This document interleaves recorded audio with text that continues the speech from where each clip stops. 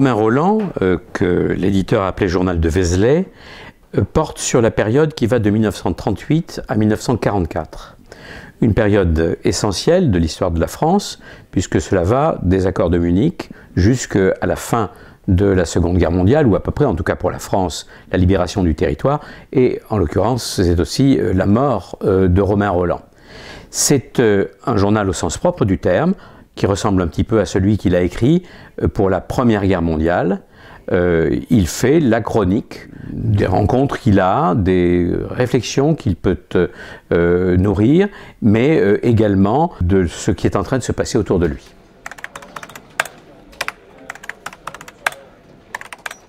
Alors le moment fort de ce texte, en réalité il y a plusieurs moments forts, mais le moment fort de ce texte, compte tenu de la personnalité de Romain Rolland, c'est en 1939, la lettre qu'il écrit à Édouard Daladier, qui est le président du Conseil, pour le soutenir à partir du moment où la France va faire la guerre. Alors c'est évidemment important dans la mesure où chacun sait que Romain Rolland a été un adversaire résolu de la Première Guerre mondiale, que c'est un pacifiste et qu'on ne peut pas le soupçonner d'être d'une certaine manière un va-t-en-guerre. Et ce changement montre bien quel est le changement d'un point de vue idéologique de la situation.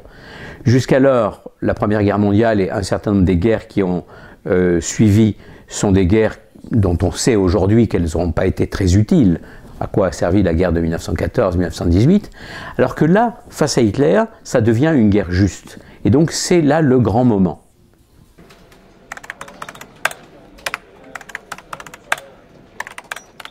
Alors, c'est une image qui est très contrastée, puisque on voit se dessiner chez les Français, et chez Romain Rolland d'ailleurs, le doute.